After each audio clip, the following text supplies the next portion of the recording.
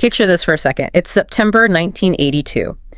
You're standing in a completely dark, deserted alleyway in New York's meatpacking district. Right, which was not exactly a friendly neighborhood back then. Not at all. And a young man is just shoved violently against the side of a brown sedan.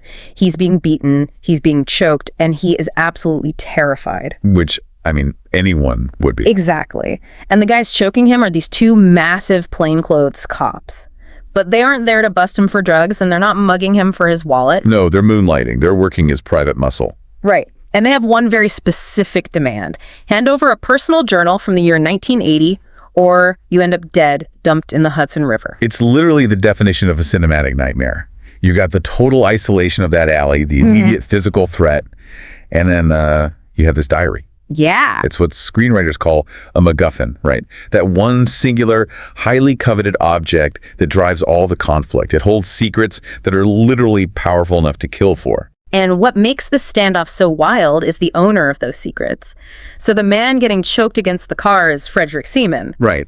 And the diary they are threatening to kill him over is his personal, day-by-day record of the final years of his boss. And his boss was John Lennon. Yeah, that's the kicker. So today we are taking a deep dive into Frederick Seaman's memoir. It's called The Last Days of John Lennon.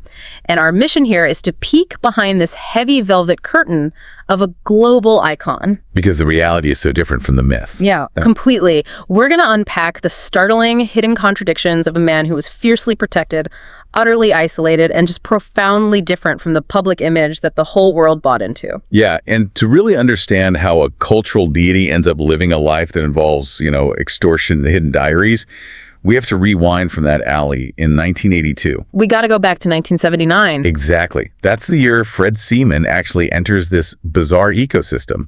And, I mean, you can't understand the final years of John Lennon without understanding the physical space he built around himself. Right, his fortress. Yeah, you really have to step into that fortress, the Dakota apartment building. Man, reading about this place, it completely shatters the image you might have of a bright, breezy, luxury New York penthouse. Oh yeah, it's the opposite of that. The building is literally blackened by a century of accumulated soot. It's built like a fortified German castle, complete with a dry moat separating it from the street. A moat in Manhattan. Just think about that. Right. And the wrought iron railing around the perimeter is decorated with these fierce, bearded Neptune heads and sea dragons. It's super gothic. And even the doorman, he doesn't just stand at a nice mahogany desk. He stands in a bronze sentry box that looks like an upright coffin. Yeah, an imposing Gothic structure.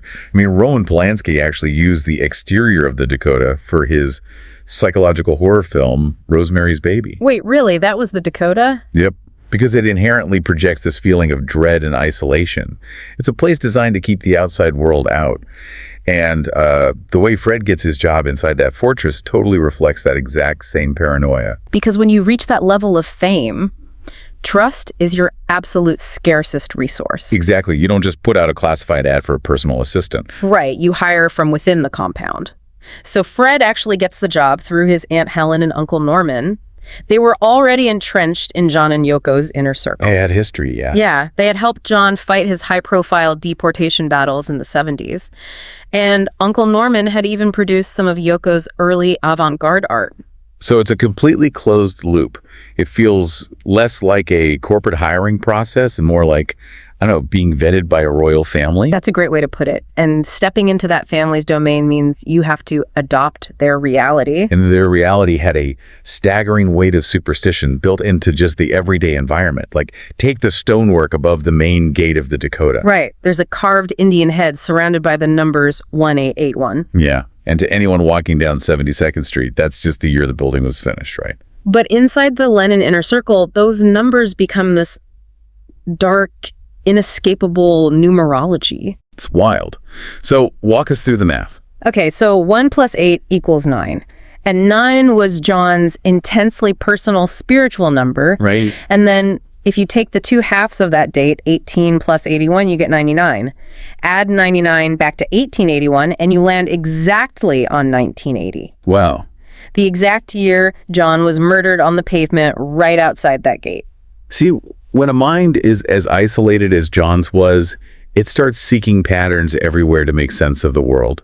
That countdown above the door is a chilling coincidence, It really is. but it totally sets the tone for the entire psychological space. When Fred dodges the ancient elevators and makes it up to the apartment floor, he finds a brass plaque on the kitchen service entrance. And it reads Newtopian Embassy, Right, Newtopia. which was this conceptual, imaginary cosmic kingdom John and Yoko invented. I mean, originally it was a cheeky way to claim diplomatic immunity and avoid deportation. Yeah, a bit of performance art. But for Fred, walking past that plaque, it's literal. He's crossing a border. I kept thinking it's like stepping into Willy Wonka's chocolate factory. But if the architect had been Edgar Allan Poe, That is exactly it. It's this place where all the eccentricities of the owner are fiercely protected by these thick Gothic walls. and those walls protect a man who is functioning as a walking contradiction. He's trapped in a bubble of his own making, and the friction between his public ideals and his private reality is just immense. Oh, absolutely. Look at his relationship with his own health. Asceticism is battling addiction every single day for him. We see this so vividly when John sits Fred down in the kitchen for this super intense lecture. He tells him that sugar is a literal poison. Yep, quoting from that book. Right, he's quoting scripture from a book called Sugar Blues. He actually takes a brand new can of Ovaltine and violently throws it into the trash to protect his young son Sean from chemical additives. He's preaching this gospel of pure, holistic, uncorrupted living. But then in the exact same breath, what is he doing? He is simultaneously chain-smoking French Gitan filter cigarettes, literally lighting one off the dying ember of the last. It's unbelievable. He wants absolute purity, but he cannot let go of the chemical release. And tobacco isn't the end of it. Part of Fred's job description involves making covert runs to a nondescript brownstone. He has to pick up brown paper bags filled with Thai stick. Which is incredibly potent marijuana. It was his absolute favorite. Yeah. So you have a guy lecturing you on the evils of processed sugar while inhaling exotic weed and unfiltered tobacco. But, I mean, the contradiction that really stops you in your tracks involves the concept of possessions. Oh, man. Yeah. We are talking about the man who literally wrote the lyric, "Imagine no possessions." It's the defining anti-materialist anthem of the 20th century. But inside Newtopia, the reality is pathological hoarding. The book actually describes them as kleptomaniacs who paid for things. Kleptomaniacs who paid, that's such a heavy phrase. It's an overwhelming avalanche of acquisition. They don't just live in their sprawling apartment 72. They own apartment 71 next door purely to use as a warehouse. And it's a studio apartment on the second floor. Right, and a room on the 8th floor, 2 massive basement storerooms, and part of a commercial warehouse on the west side. All of it stuffed to the ceiling. We're talking mountains of unopened stereo equipment still wrapped in the factory cardboard. It's just sitting there. Damaged antiques, racks of brand new clothes they never wear. There was literally a bathtub with claw feet just sitting abandoned in the basement. The mechanism behind this hoarding is fascinating, though, because this isn't a billionaire buying sports cars to show off to his friends. No, nobody sees this stuff. Exactly. This is the physical manifestation of severe anxiety and isolation. John rarely left the building except to shop or eat. So buying things becomes a substitute for living. Right. When you remove yourself from society, the act of purchasing becomes a safe, controlled way to interact with the world. You acquire the object, you feel a brief dopamine hit of connection, and then you instantly forget the object exists. You just bury it in a basement. Well, let me push back on this a little bit, because it's easy to label this a divided soul or some sort of psychological break. But couldn't this hoarding, along with the weed and the bizarre diet, just be the inevitable, messy reality of anyone who suddenly acquires limitless wealth and unlimited free time? How do you mean? Like, if you give a deeply bored person infinite money, won't their house inevitably just fill up with junk? That's a fair challenge, for sure. Extreme wealth naturally breeds a certain level of entropy. But the hoarding here is paired with an obsessive micromanagement of his immediate environment. It points to something deeper than just boredom. Like, what kind of micromanagement? Look at the errands Fred is running. He's going to the Nevada meat market to buy calf's liver at $8 a pound, which was an astronomical price for liver in 1979. Right. It wasn't even for human consumption. It was strictly to feed John's cats. Exactly, that level of control.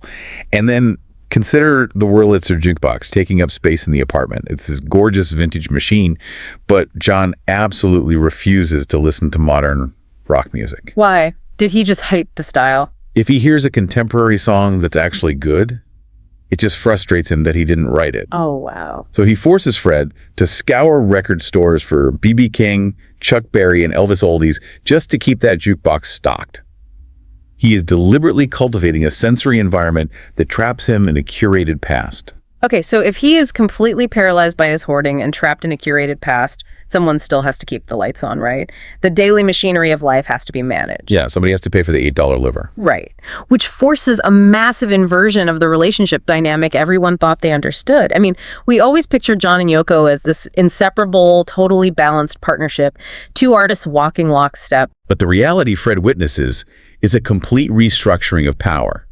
Yoko Ono is running the present. Yeah. She operates out of a ground floor suite called Studio One, and it is a stark contrast to John's gothic, hoarded spaces upstairs.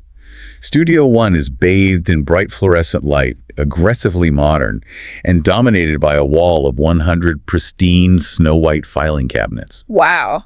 100 cabinets. Yeah, she is acting as the relentless CEO of Leno, their multi-million-dollar corporate empire. She is constantly on the phone negotiating deals in London, Tokyo, Los Angeles. And John's sole contribution to this powerhouse operation, he takes a paintbrush and scrawls the words helter-skelter across those perfect white cabinets. It's the act of a frustrated teenager vandalizing his own company. It totally is. He does it because he has absolutely no real authority down there. Yoko controls the most vital currency of any celebrity's life, which is access. Right. On his very first day, Fred is explicitly warned never to put a phone call through to John without Yoko's direct permission. And she isn't just filtering out crazy fans or annoying accountants. She is gatekeeping Paul McCartney. Yeah, and even Julian, John's own teenage son from his first marriage, Fred isn't allowed to pass those calls through the switchboard. And the crazy part is, John doesn't fight this. He actually calls Yoko mother. He calls her mother. That is just so telling. When he wanders downstairs, hoping to take her to lunch, and she brushes him off because she's busy with corporate deals or consulting her astrologers, he just defers. The book says he looks visibly dejected, like a scolded child, and just shuffles back upstairs. It's a total reverse royal court. Yeah, that's what I was thinking. The king is locked away in the high tower, wandering the halls in his satin nightgown, entirely detached. Meanwhile, down in the counting house, the queen is fiercely commanding the empire. She holds the keys to the treasury, and she dictates exactly who gets an audience with the crown. And that dynamic forces a complete reevaluation of the history we've been told, particularly regarding the infamous Lost Weekend. Okay, right. We have to talk about this. So the Lost Weekend was this 18-month period in the mid-70s where John lived in Los Angeles. Yeah, and the official public relations spin the myth we all absorbed was that Yoko, playing the wise, patient spiritual teacher, banished John to the West Coast. Right. She supposedly sent him into exile to learn a lesson about his wild behavior and only allowed him back when he had matured. But the truth, Fred uncovers, strips away all that romanticized spiritual PR. Yep. It was brutally pragmatic. John had a voracious sexual appetite, and Yoko simply did not want to deal with it anymore. Nope. So she actively pressured their young secretary, May Pang, to step into the role of John's concubine. That is wild. Yoko essentially assigned May the job of being John's girlfriend and shipped them both off to California. And the motivation behind this wasn't spiritual growth for John. It was about clearing Yoko's schedule. Right. With John out of the apartment and thoroughly distracted in Los Angeles, Yoko was completely free. She was free to pursue her own solo music career without his shadow. And more crucially, she was free to pursue a romantic relationship with her studio guitarist, David Spinoza. It's a calculated corporate approach to a marriage. Very corporate. And when that exile ends and John returns to the Dakota, the result of yielding all that control is his retreat into a dark, obsessive sanctuary. His bedroom. Right. It's a large room, but it feels suffocating. The windows are perpetually blocked by heavy shutters, effectively shutting out the passage of time. And the air is thick with stale cigarette smoke. And the centerpiece of this room is a queen-size bed.